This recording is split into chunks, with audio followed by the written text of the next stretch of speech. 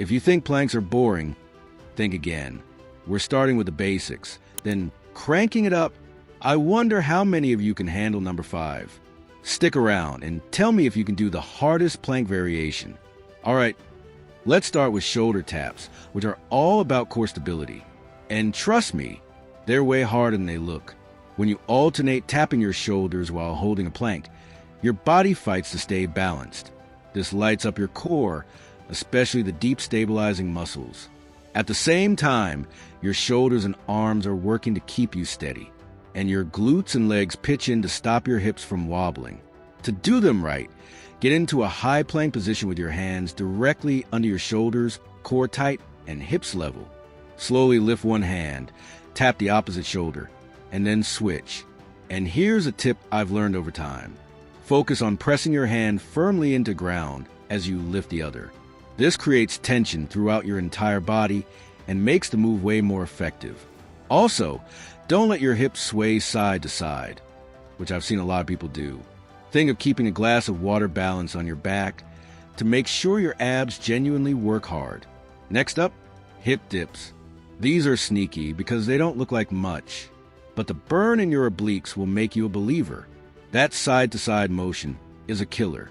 As you dip your hips down toward the floor, your obliques, meaning those muscles running along the sides of your abdomen, take on most of the workload. Meanwhile, your shoulders, core, and even your glutes are working overtime to keep you steady.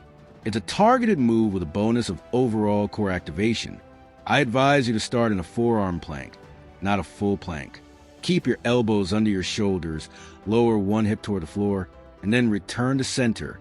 Do about 20 to 30 reps per side. Now, the game changer is to keep the movement controlled. A common mistake is letting gravity take over and just flopping your hips down. Instead, think of pulling your hip toward the floor with your obliques, almost like a squeeze. It's a subtle shift, but it makes the exercise way more effective.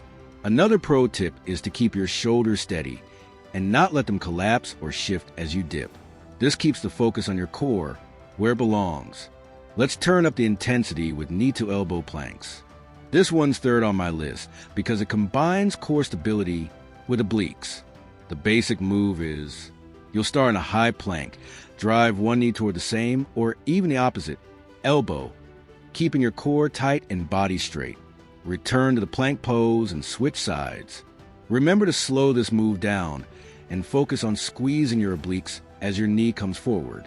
I also advise you to keep your shoulder blades back and down in what's called scapular retraction.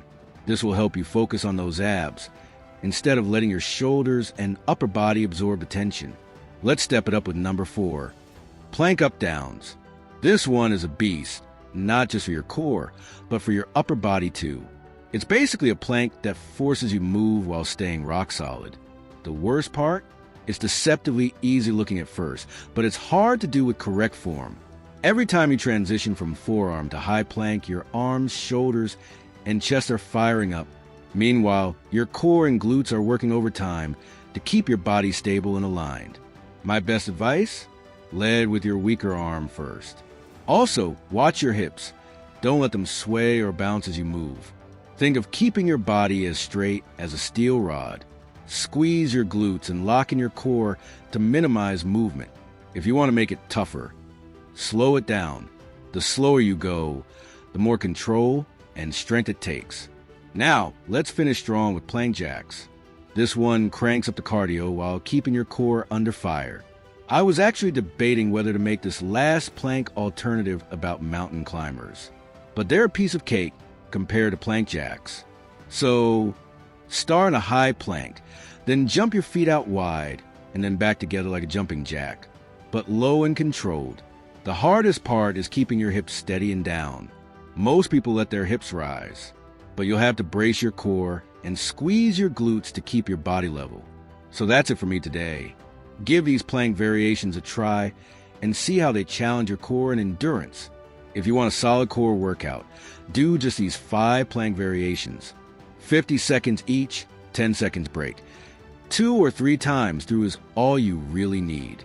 Let me know if you accept the challenge. If this video helped you, hit that like button and share it with someone who's ready to level up their workouts. Make sure to also subscribe for more tips, workouts, and strategies designed to keep you moving stronger every day. Your support makes all the difference for small creators like myself. Thanks for watching, and see you in the next video.